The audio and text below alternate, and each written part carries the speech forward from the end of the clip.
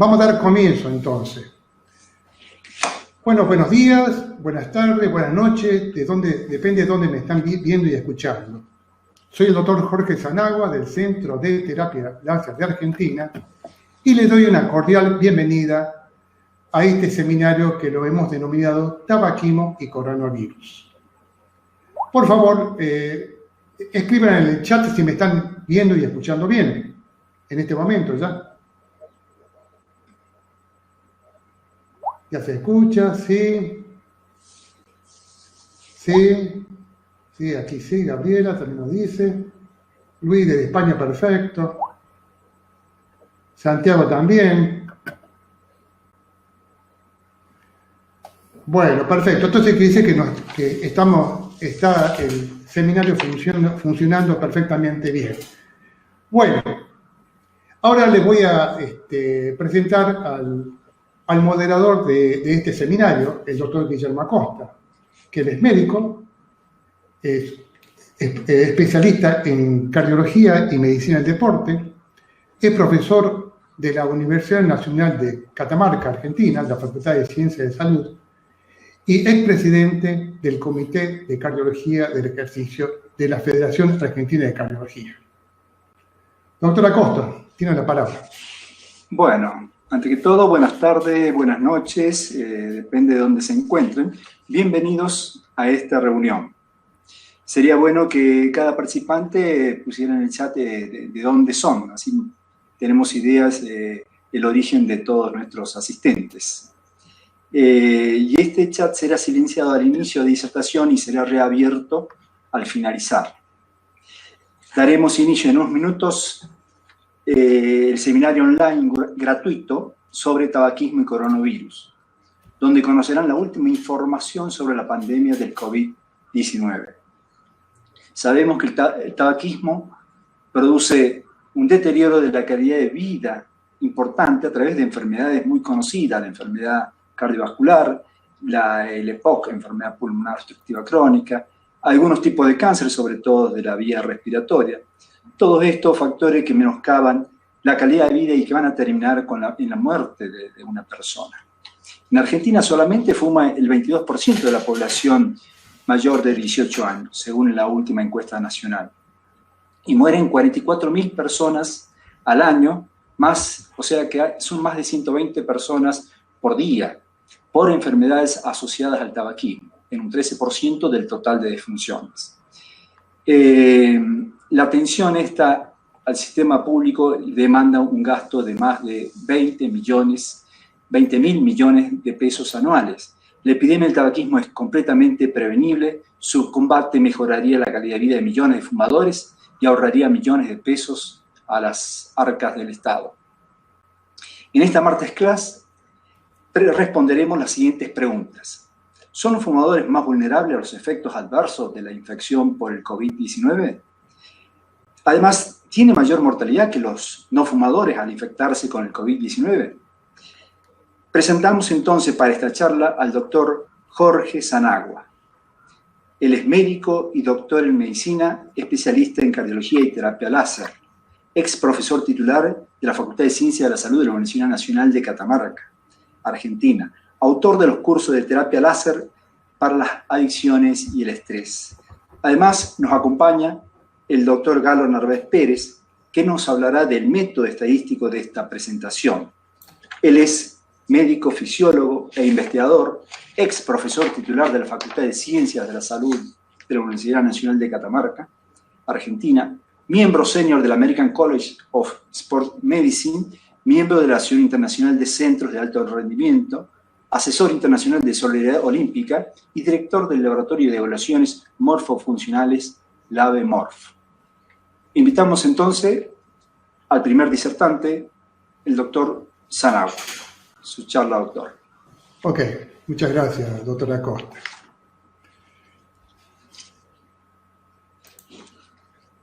Bueno, gracias por participar y confiar en lo que voy a compartir contigo.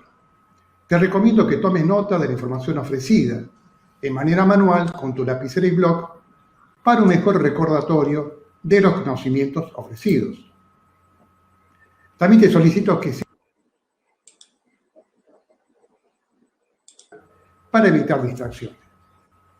Así que te invito a acomodarte en tu sillón o silla de tu escritorio, a ajustar el volumen del sonido de los parlantes externos de tu ordenador o auriculares y prestar mucha atención. Lo vamos a hacer entonces, como dijo el doctor Acosta, es la siguiente pregunta, que vamos a tratar de responderla en este seminario. ¿El tabaquismo protege de la infección por el COVID-19? ¿Son los fumadores más vulnerables a los efectos adversos de la infección por el COVID-19? Además, ¿tiene mayor mortalidad que los no fumadores al infectarse por el COVID-19? Bueno, para responder esta pregunta vamos a hacer una orden de esta charla.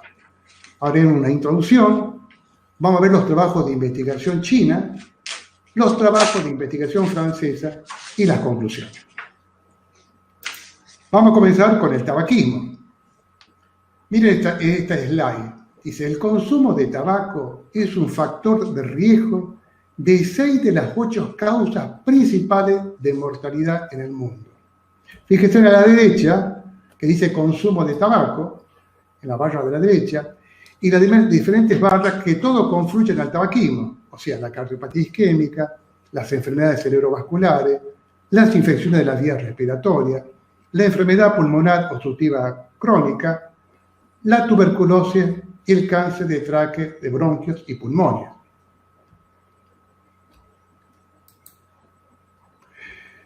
El tabaco matará a más de 175 millones de personas en el mundo de aquí al año 2030. Fíjense ustedes la curva en color verde, que es la mortalidad de todo el mundo. Después, en color naranja, países en desarrollo, y en color azul, en países desarrollados. Mire qué interesante. Hay menor mortalidad en los países desarrollados.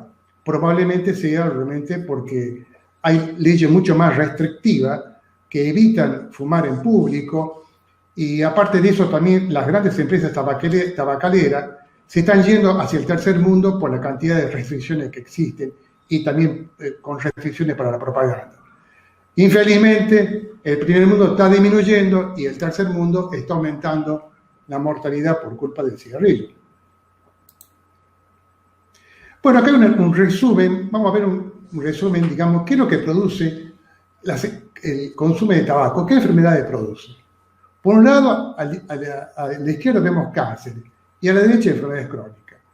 ¿Cáncer de qué? De faringe, de laringe, de esófago, de pulmón, de páncreas, riñón y uréter y de vejiga.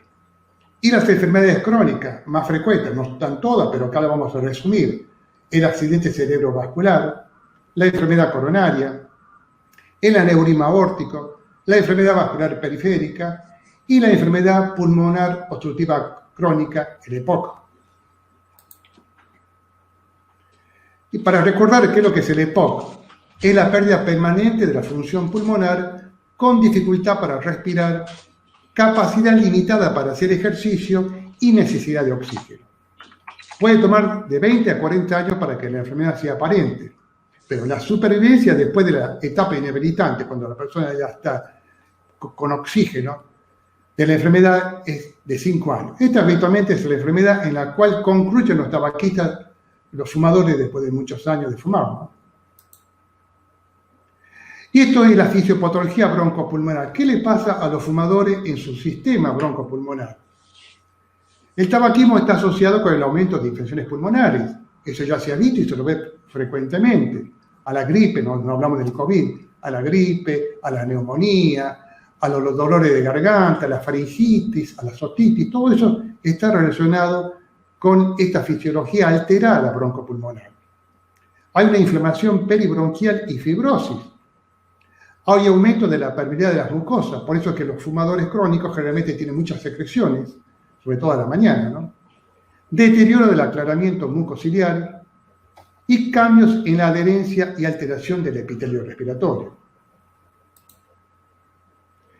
Bueno, tabaquismo y alteración de la inmunidad. Aparte de los problemas pulmonares que hemos visto, la inmunidad disminuye en los fumadores. Por un lado, disminución del nivel de inmunoglobulina circulante, que son estas inmunoglobulinas que nos defienden de las noxas, de los ataques de gérmenes y virus. Disminución de los recuentos de linfocitos CD4, que son glóbulos blancos, que están como la primera barrera de defensa que tiene nuestro organismo. Aumento de los linfocitos CD8, reducción de la actividad fagocítica de los macrófagos y disminución de la liberación de citocinas proinflamatorias como la interleuquina 1 e interleuquina 6.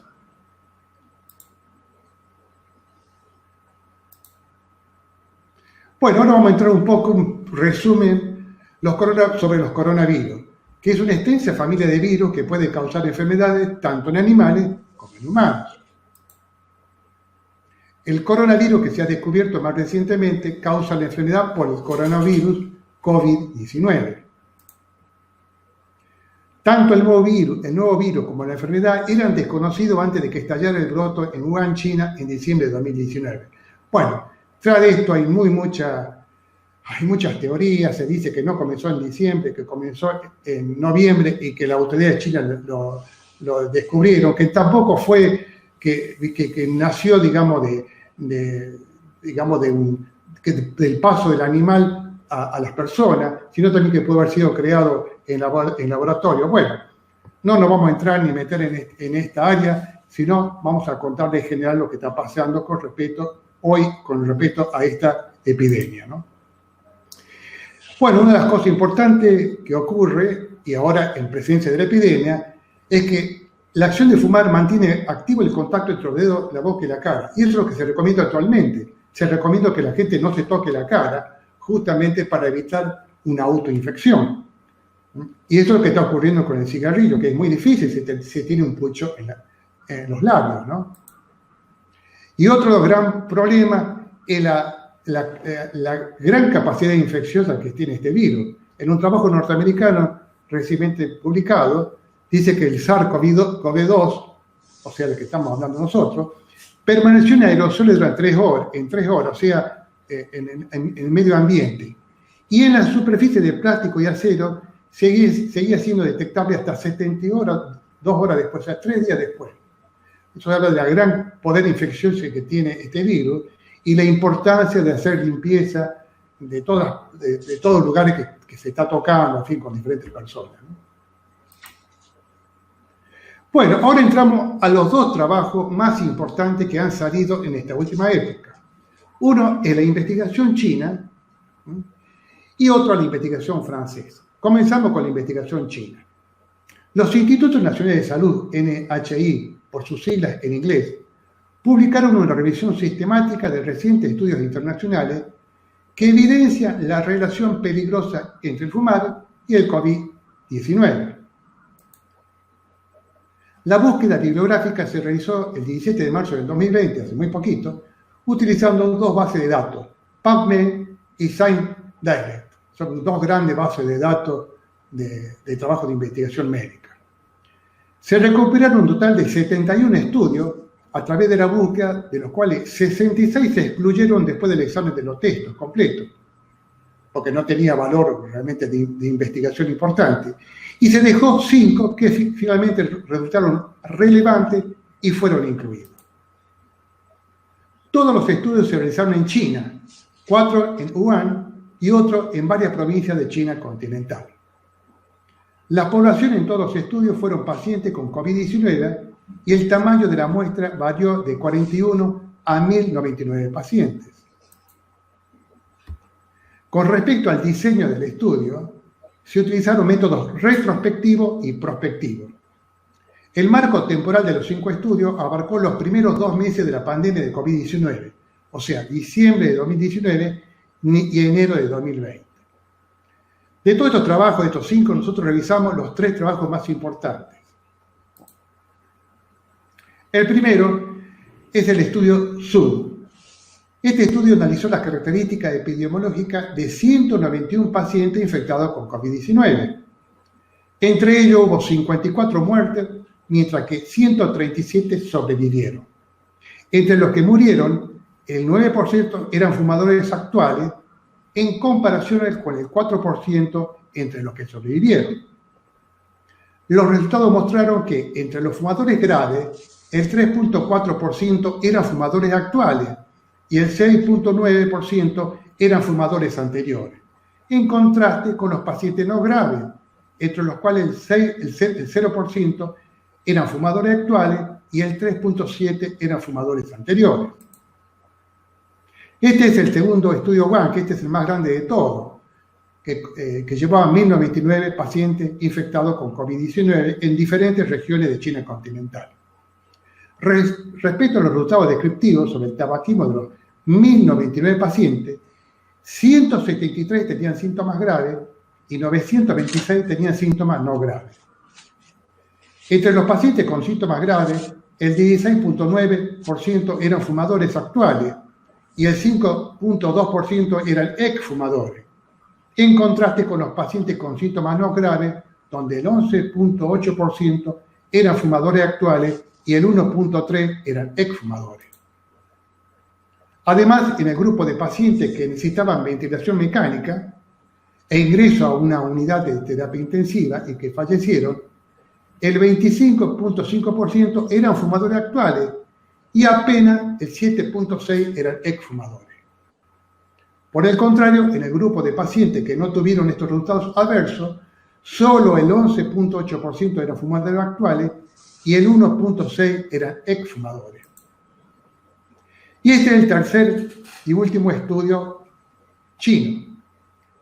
Este estudio encontró entre su población de 78 pacientes con COVID-19 que el grupo de resultados adversos tenía una proporción significativamente mayor de pacientes con antecedentes de tabaquismo, el 27.3%, que el grupo que mostró mejoría o estabilización, 3%. En su análisis, el historial de tabaquismo fue un factor de riesgo de progresión de la enfermedad. Conclusión de la investigación china. Estos estudios demostraron que los fumadores con COVID-19 tienen 14 veces más probabilidades de evolucionar hacia la neumonía y mayor riesgo de sobreinfecciones bacterianas. Y también hubo porcentajes más altos de fumadores actuales y anteriores entre los pacientes que necesitaban apoyo en la unidad de terapia intensiva, ventilación mecánica o que habían fallecido. Y un mayor porcentaje de fumadores entre los casos graves. Limitaciones de estos trabajos. Las tasas de fumadores actuales no fueron corregidos por la edad y el sexo. Por lo tanto, se incorporó un factor de confusión potencial. Además, se incluyeron principalmente pacientes hospitalizados. Y la baja tasa de fumadores actuales puede estar relacionado con una alta tasa de pacientes con comorbilidades. Se refiere a que tengan otras enfermedades como hipertensión arterial o diabetes. Y por lo tanto, con la gravedad del COVID-19. Por lo tanto, esto podría introducir un sesgo de confusión. Y la otra investigación francesa que salió hace 3 días, fue publicada, está muy calentito. Un grupo de investigadores del hospital APHP, el Pitié-Salpêtrière de París, de Francia, publicaron un trabajo cuyo objetivo fue evaluar la correlación del tabaquismo diario con la susceptibilidad a desarrollar infección por SARS-CoV-2.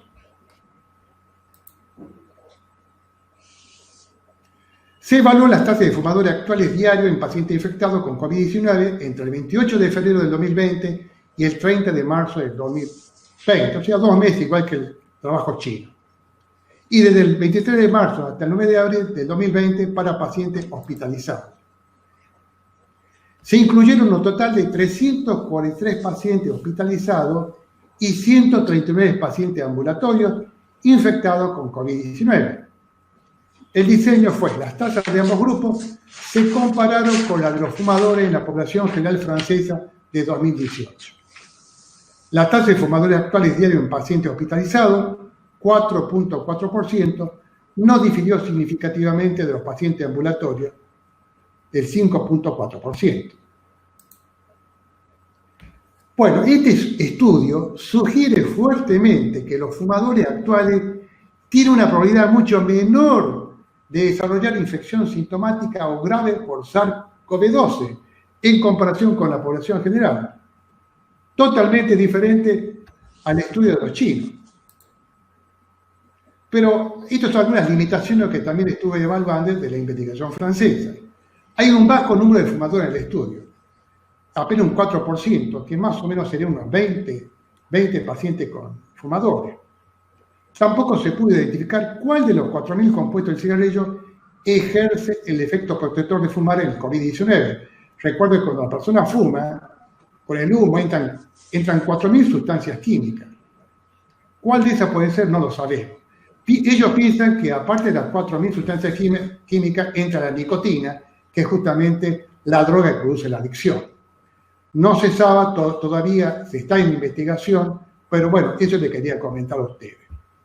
Y el tabaquismo se evaluó solo en pacientes con COVID-19, sintomáticos, mientras que una gran parte de las personas infectadas son asintomáticas.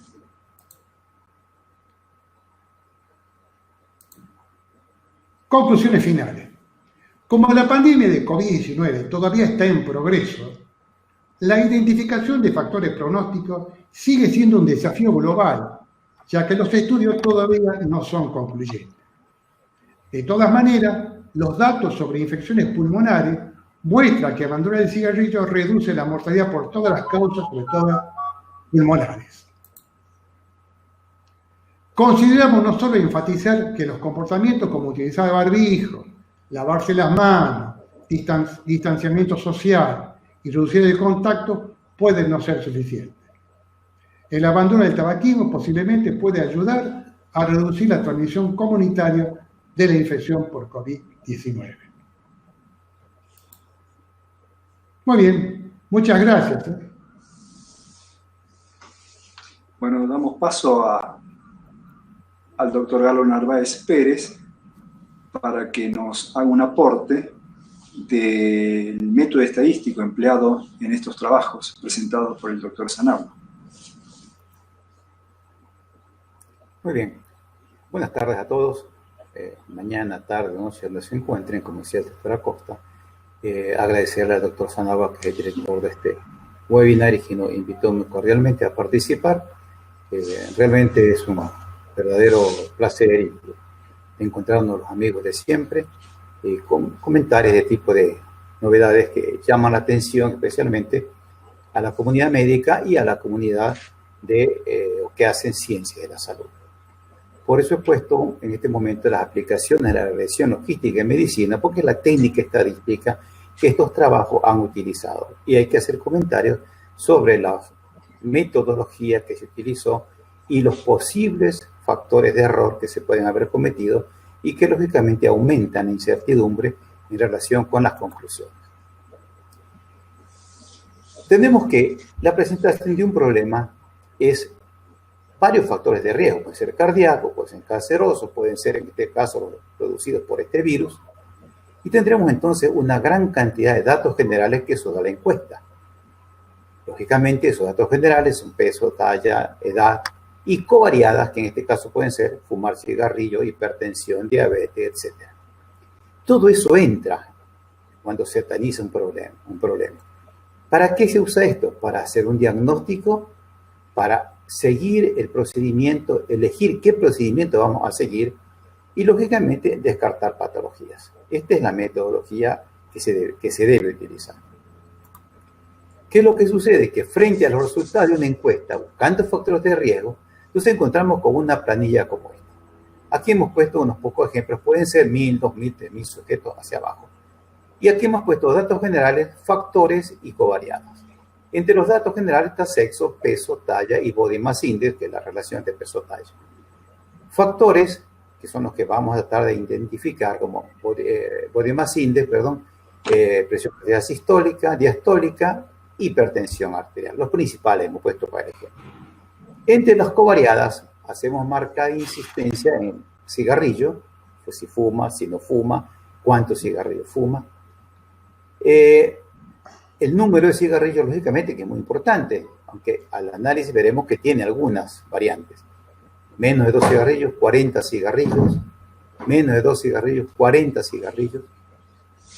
Y Un dato que nos va a interesar desde el punto de vista de la medicina del deporte y de la actividad física en general, de la ciencia de la salud, es la actividad física. Si el sujeto no realiza actividad física, si realiza una vez por semana, si realiza 5 veces por semana o más de 5 veces como un trabajo continuo.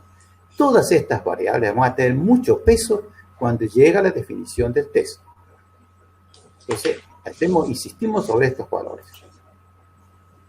La regresión nominal, como se la llama, esta dada viene, digamos, gracias al programa IBM SPSS. Caso contrario, sería muy complicado hacerlo porque es una técnica muy difícil, matriz y todo. Bueno, no me interesa eso. Pero gracias al SPSS nos permite hacer el análisis con mucha facilidad. Entonces, miren, aquí nos identifica el número de casos. Dice, en el grupo de riesgo, que es el que estamos evaluando, existirán 1, 2, 3, 4 niveles de riesgo, que aparece como significativo el nivel de riesgo 2. Y hay 1.441 sujetos de esta base de datos, que representan el 52%. En el riesgo 3, 1.168 con 42%. En el nivel 4, 145, mucho menos, y apenas el 5.3%. Bueno, dice los datos válidos, cuáles son, no hay ningún dato perdido, y nos dice entonces que en las subpoblaciones que vamos a trabajar, que son con las covariadas, quedan 542 sujetos hechos estratos. Esta es la técnica que utiliza la regresión nominal. Bien, y entonces, miren ustedes acá, para el nivel de riesgo 2, dice, en las covariadas está sexo, están los cigarrillos y está la hipertensión. Analiza esto y tomen muchos datos, los podemos comentar, pero tomen visión en esta parte, el odds ratio, que los españoles lo han traducido con muy buen criterio como oportunidad relativa. En realidad es una probabilidad. El exponente B es el que nos dice el peso de cada una de las variables. En este caso nos dice que en el grupo 2, de riesgo 2, el sexo pesa 1.2. Los cigarrillos tienen un peso de 1.037. La hipertensión tiene un peso de 6.5 prácticamente. ¿Cómo pesa esta variable? Es lo que va a definir la predicción que hace el programa. Este es el tema a cuidar. Y si nosotros aumentamos y ponemos otros factores de riesgo, como en este caso el Body Mass Index, en el nivel 1, o sea, cuando el Body Mass Index está apenas ido del valor 25, tenemos que el peso del odds ratio, o sea, la oportunidad relativa, es de 11.60. Es altísimo el incremento del sobrepeso, en este caso, y obesidad, que se le ha tomado en cuenta. Y para el grupo de Body Mass Index del nivel 2, del nivel 2, ¿sí?, tenemos que ese valor de odds ratio se incrementa en 15.8. Es enorme el peso que tiene este factor. Este es el dato a tomar en cuenta para evitar justamente llegar a falsas conclusiones, como decía el doctor Sanagua en su presentación, sesgos involuntarios que se pueden producir. Y aquí les he puesto un ejemplo cómo este análisis, es una tabla, digamos, dinámica la que estamos utilizando.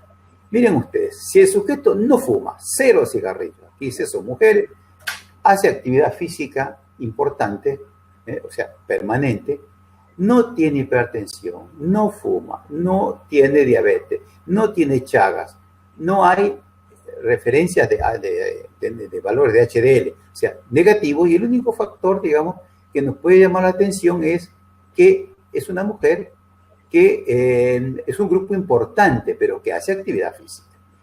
En ese caso, para el nivel 2 de riesgo, el valor de predicción de la ecuación esta de la regresión loquística dice 86.2% de pronóstico para hacer 83, que se analizaron, que lo vio el programa, prevé el 86.2, o sea que acierta el 86.2%.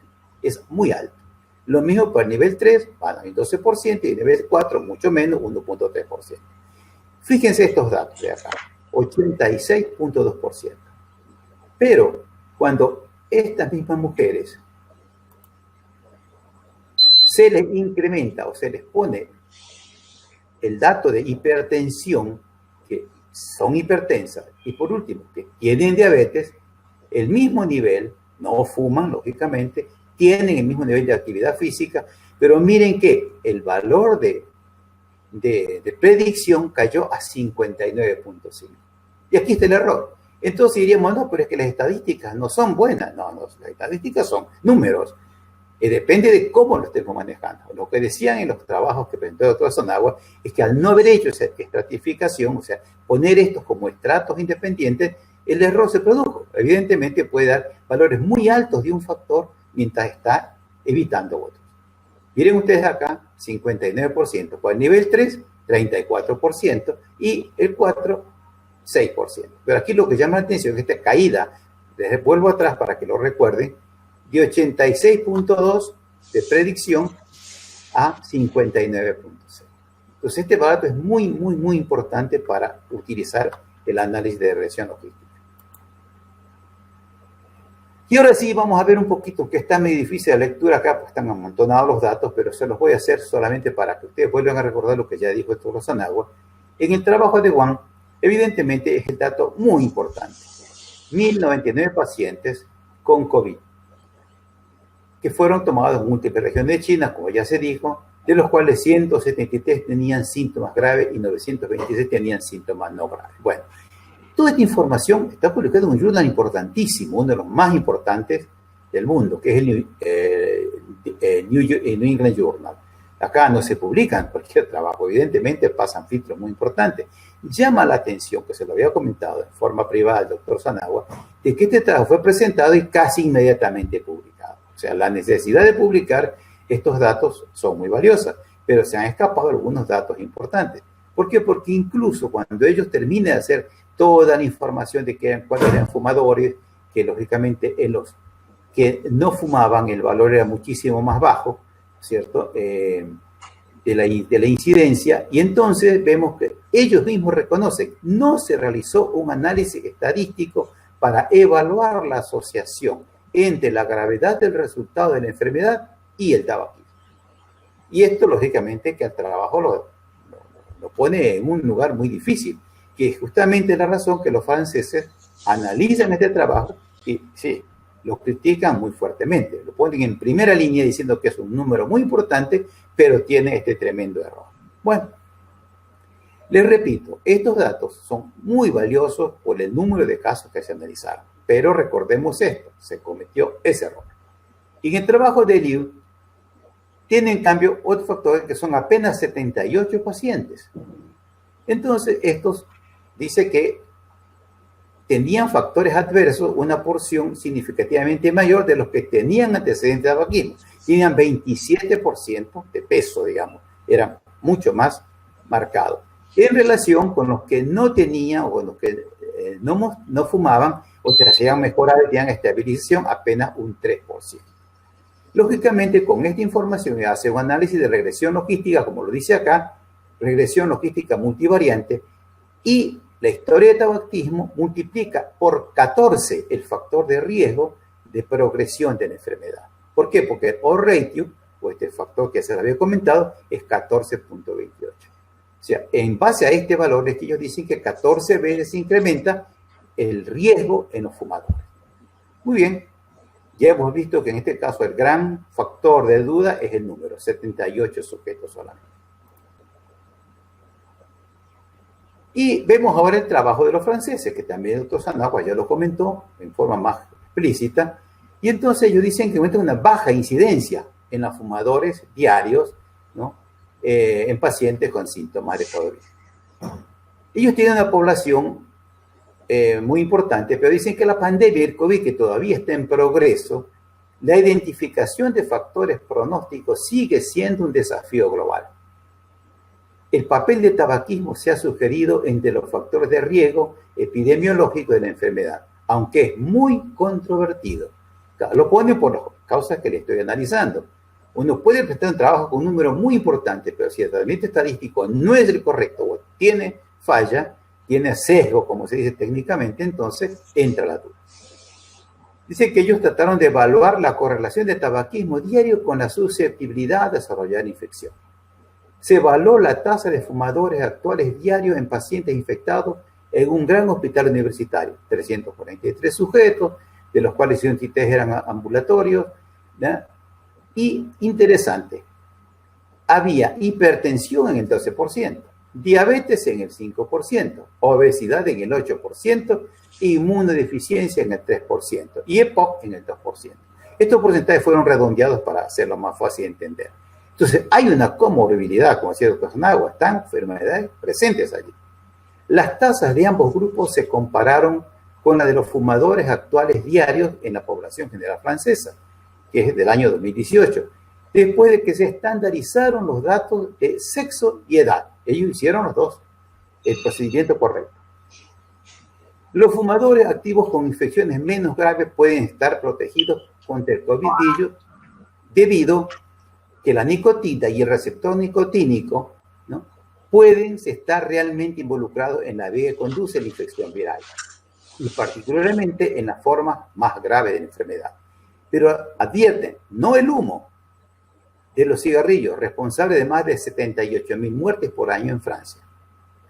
La administración de parche de nicotina lo pone como conclusión, diciendo, aquí hay un problema. Estos llegaron a esa conclusión, pero dice, hay que probar. Ellos dicen, la nicotina podría ser el factor que está haciendo la prevención. Pero dice, habría que colocar parte de nicotina que se puede analizar como una terapia para recapitular el efecto protector del tabaquismo contra la infección. No es que están diciendo que se tiene que fumar para evitar la infección, no.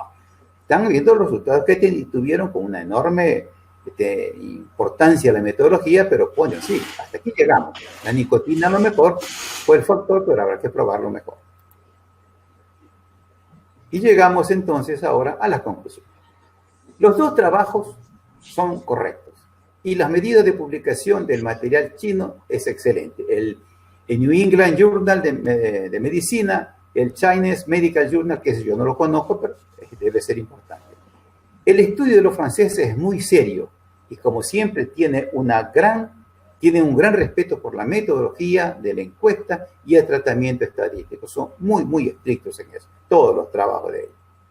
Las diferencias están dadas justamente por los protocolos de forma de toma de muestras, en este caso del estudio chino, con un número extraordinario de casos, 1099. Sí. Sin embargo, no respetaron la estratificación por edad y sexo y la muestra fue tomada en pacientes ambulatorios y hospitalizados, sin tomar la referencia de consumo de cigarrillos por la población general china, que se sabe perfectamente que es muy alta.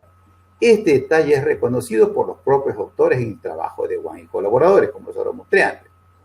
Los franceses concluyen que se podía dar un factor de protección contra el COVID en los fumadores, pero no precisamente por el humo, sino por la nicotina, y exponen el mecanismo fisiológico correspondiente, pero a su vez afirman que sería necesario hacer pruebas con parches de nicotina para confirmar este efecto. Es muy claro, lo están poniendo en evidencia y hacen sus propios comentarios. Evidentemente, esto es lo que tenemos al día de hoy, como bien lo dijo el doctor Sanagua también, habrá que esperar mucho más. Acaba de llegar la información en la Nación de Buenos Aires, donde hay miles de trabajos por día de todos los sectores donde están tratando de dilucidar este tremendo confusión que se produjo de si fumar o no fumar para prevenir la enfermedad. Muchas gracias a ustedes y gracias a los autores de todo este webinar por la invitación. Bueno, iniciamos la sección de las preguntas. Quien quiera hacer alguna, las hace por el chat. Ahora estoy viendo la pregunta de Diana. Diana nos pregunta, dice que el coronavirus puede viajar por el humo de cigarrillo y podría llegar a ser infectante como las microgotas al hablar o al toser. ¿Conocen algo al respecto? Doctor Sanagua, creo que usted...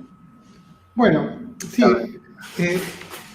Un médico francés fue que publicó una observación, no fue un trabajo de investigación. Un tal médico llamado Serge Smarja dice que el virus podría navegar en el humo del cigarrillo. Dice, en efecto, si lo que sale del aparato respiratorio del paciente que tiene coronavirus es lanzado a la vía respiratoria de la persona que está enfrente, existe un riesgo. Y que tiene que tener en cuenta de que realmente el virus vive también, ya hemos visto, hasta 3 horas, digamos, en el ambiente, ¿no?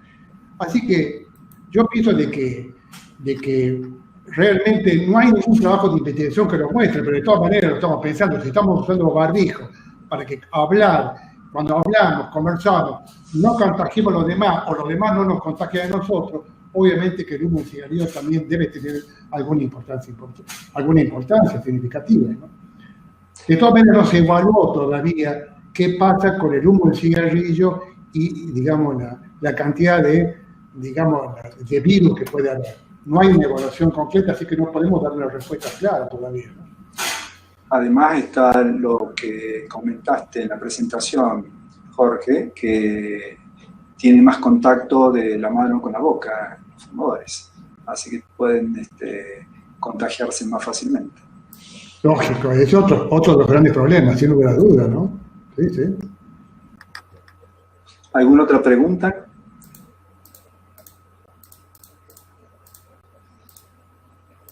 Gracias, Gabriela, por haber escuchado la disertación y espero que tenga repercusión, especialmente cuando traten ustedes de analizar bases de datos. Hablo esto porque es mi dedicación. Al tratar bases de datos hay que tener muchísimo cuidado en la preparación. No es solamente el factor análisis que lo hace el programa automáticamente, sino en los criterios para hacer esta clasificación perfectamente, delimitar estratos y saberlo ubicar antes de correr el test. Porque si no, ya verán ustedes cómo puede perfectamente arruinar toda la información y producir un sesgo demasiado importante.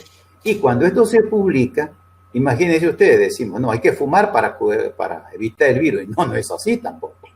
Y tampoco que todos los que están lesionados fue porque eran fumadores. Tampoco es así. Entonces, tener muchísimo cuidado en esos factores. Ese ha sido mi papel en esta presentación, alertarles sobre el uso correcto de las pruebas estadísticas. Es interesante también tener en cuenta con respecto, digamos, sobre los factores de comorbilidad que también son factores de riesgo, digamos, de tener infecciones. Ya lo conocemos, ya nos dijeron a todo el mundo. Las personas arriba de 60 años tienen más posibilidad de infectarse con el coronavirus y aparentemente las complicaciones son mayores. Después le quería preguntar al doctor Guillermo Acosta, ¿cuál es la relación que usted ve con respecto a la hipertensión arterial? ¿Qué otro factor así de riesgo se han descrito? Y bueno, en la última guía de la Sociedad Europea de Cardiología, que salió hace 2 días, es totalmente fresquita, indica en un cuadro cuáles son las enfermedades más asociadas a complicaciones severas por infección por el COVID-19, como ser el EPOC, como ser la hipertensión, como ser la diabetes, el sobrepeso de más de 40 de BMI, y no está señalada en ese aspecto el cigarrillo. Así que no hay todavía, o hay trabajos todavía que están indicando la alta prevalencia de hipertensos que evolucionan obviamente peor porque obviamente tienen comorbilidades. O sea, el hipertenso seguramente tiene una hipertrofia cardíaca, seguramente tiene más insuficiencia cardíaca, seguramente tiene más arritmias y por lo tanto es un paciente de alto riesgo.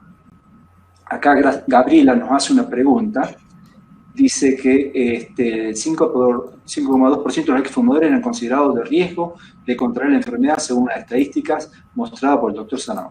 Yo soy exfumador de 5 años. ¿Estaría en ese factor de riesgo? Es una buena pregunta. Yo creo que después de los 5 años, el factor de riesgo, a partir de cuando más tiempo pasa después de dejar de fumar, el factor de riesgo del tabaquismo disminuye notablemente. Por ejemplo, para un desarrollo de la enfermedad cardiovascular, quizás con 1 año sin dejar de fumar disminuye notablemente el riesgo. Pero para cáncer de pulmón se calcula que se precisa por lo menos 5 años para que el riesgo disminuya. Yo pienso que eso es muy importante, ¿no?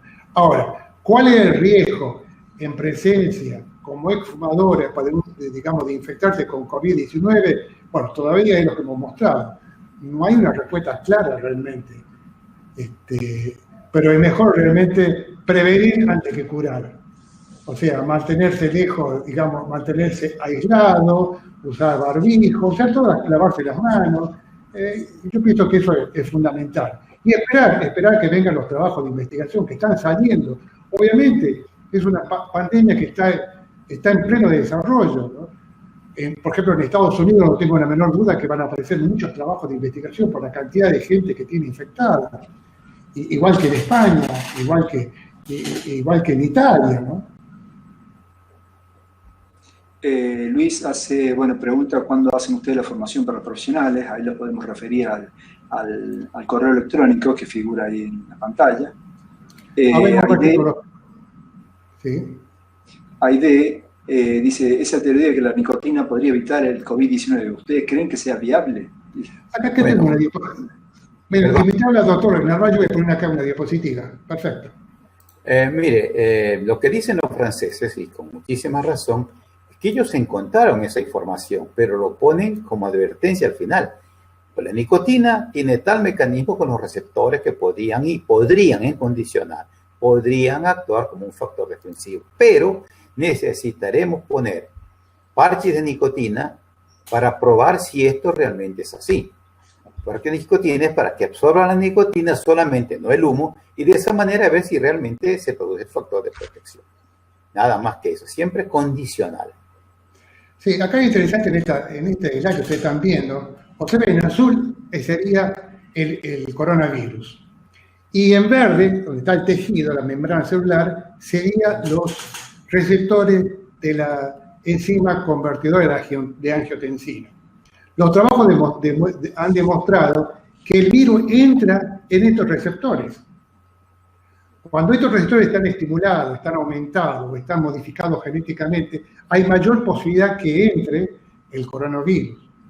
Se cree que la nicotina podría actuar disminuyendo la sensibilidad de estos receptores y evitando, digamos, la infección de coronavirus. Pero no hay ningún trabajo de investigación que lo demuestre. La hipótesis, como dice el doctor Narváez, es quizás utilizar parches de nicotina, que es lo que están pretendiendo hacer en individuos que ya están infectados, para ver si realmente tienen algún resultado favorable. Pero hay que tener mucho cuidado. Mueren 8 millones de personas por culpa del tabaco. Y estimular que la gente fuma sería algo realmente tremendo, realmente. O sea, hay que esperar los resultados y yo pienso que vamos a ver qué pasa a través del tiempo, ¿no? Pasa lo mismo con algunos medicamentos que se están usando, y que aparentemente, como la hidroxicloroquina y la exactamente, que parece que venía que iba a funcionar la cloroquina y no funcionó de manera tan adecuada. No sé cuál es la experiencia suya, doctor Acosta. Sí, no puedo agregar más de lo que se ha dicho, ¿no? Tenemos otra pregunta, no es una pregunta, creo que es un aporte de Diana. Dice que también el tabaquismo disminuye la capacidad pulmonar. Una parte de esta pérdida funcional es irreversible. Aunque la nicotina llegara a ser un factor protector, la pérdida de capacidad pulmonar es uno de los factores para llegar a complicaciones cuando hay cualquier tipo de infección respiratoria. Es un aporte de Diana. Brisa nos dice, cuando se habla de hipertenso es mayor riesgo. Se había de aquellos que están en tratamiento o de aquellos que no tratan su enfermedad, o de ambos. Decimos que es de ambos casos, ¿no? Puede ser un hipertenso controlado, lo mismo es hipertenso y tiene sus comorbilidades. Más preguntas. Diego dice que, buenas tardes, debido a que aparecen coágulos sin patologías e infectado con COVID, ¿el cigarrillo debería ser perjudicial para mí? Dice, ¿qué opina? Bueno, él está no entiendo bien la pregunta. ¿Él tiene problema? Diego, No. Que aparece cualquier sin patología infectado con el cigarrillo podría ser para mí. O sea, si él tiene coágulo o si tiene alguna enfermedad por coágulo. No, es la opinión de él, por eso pregunta. No, es la opinión de él. debido a que aparecen coágulos sin patología e infectado con COVID. ¿El cigarrillo debería ser perjudicial para mí? ¿Qué opina? Sí, el cigarrillo siempre es perjudicial en todo sentido, y sobre todo lo que hablamos recién, me preguntaban con respecto a la actividad, con respecto a la parte respiratoria. Produce tanta enfermedad el cigarrillo que impresionante lo hemos mostrado en los slides, ¿no? Muchísimas enfermedades, y no solamente en el sistema respiratorio, sino también en el sistema vascular sanguíneo. Se ha visto justamente mayor predisposición a formación de coágulos. Flavia hace una pregunta muy interesante.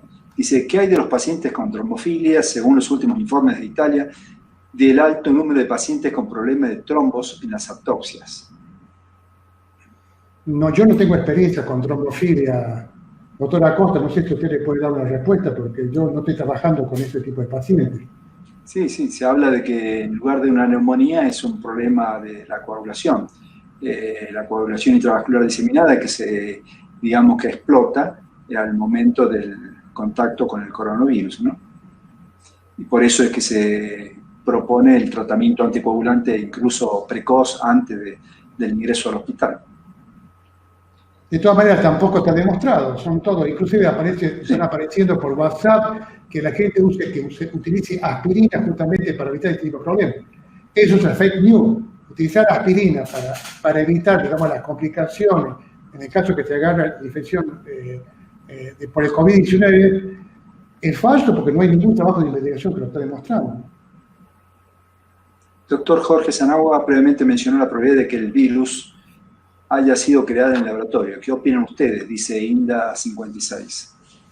Bueno, es linda pregunta porque esto hace muchas de las teorías conspirativas que están dando vuelta. Si ustedes ven la cantidad de cosas que se ven en el WhatsApp y en los diarios de teorías conspirativas, es impresionante. Hay que tamizar, hay que evaluar como hace el doctor Acosta, como el doctor Galo Narváez. Lo pone y evalúa bien los pros y los contras y evalúa si realmente es real o no. Se dice que probablemente el coronavirus se haya iniciado de los murciélagos, pasó a otro animalito que están en China y después pasó al hombre. Bueno, algunos trabajos de investigación mostraron que estudiando el genoma decían que es imposible, viendo el genoma digamos, del pangolín y de la persona humana y del virus realmente, que había sido producido por un laboratorio. De todas maneras, hace muy poquito tiempo, inclusive en Estados Unidos, Donald Trump puso la teoría que probablemente, según la parte secreta, los agentes secretos de Estados Unidos en China, parece que era un laboratorio militar donde se le escapó el virus que estuvieron trabajando. De todas maneras, son teorías conspirativas y no existe nada que realmente confirme, ¿no? Hay una corriente de personas, dice Antonio, que vapean para dejar el cigarro común y existen estudios de que a la larga los vapeadores generan fibrosis pulmonar.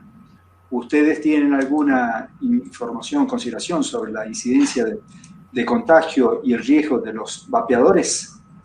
Es interesante, doctor. Antonio Canudas. Sí, Antonio Canudas, sí, es un alumno aventajadísimo realmente y profesional, ya está trabajando él justamente con las terapias láser para las adicciones y el estrés. La pregunta es muy interesante porque el gran problema del vapeador es una sustancia química que tienen adentro, incluida, porque se ha visto que muchos de los líquidos que se coloca para vapear tienen nicotina. Entonces sigue siendo adicto a la nicotina. Es como las personas que quieren dejar de fumar por un parche de nicotina, por un chicle. Pueden dejar de fumar, pero sigue siendo adicto a la nicotina. Por eso es que yo le comento a mis alumnos que las farmacéuticas son justamente las que encargadas de mantener la adicción de la nicotina al vender este tipo de drogas.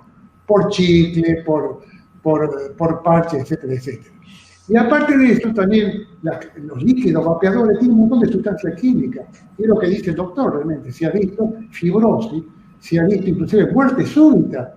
Hubo varios casos de muerte súbita causados mientras las personas estaban vapeando, y está relacionado con ese tipo de sustancias que están incluidas, ¿no?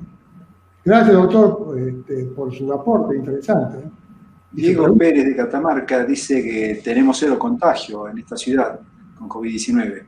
¿Creen que sería posible pasar esta pandemia sin infectado? ¿Existe la posibilidad?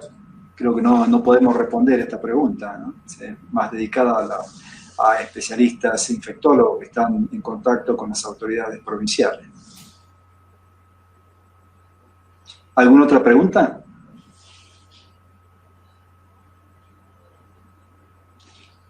Hay una pregunta de Luis Guillermo, revísela. Más arriba. No, abajo de todo, de la tormenta. Gabriela, ahí está. La tormenta de citoquinas puede deberse a la inhibición de la fiebre. ¿Qué opinan, doctores? Gracias por su presentación y por su amabilidad. Bueno, la tormenta de citoquina se observa cuando el organismo recibe una enorme cantidad de agresiones, en este caso agresión viral, y el organismo responde no liberando poca citoquina, muchísima citoquina. Y eso lo lleva realmente a que se bloquee casi todo el organismo y que empiecen a claudicar diferentes órganos.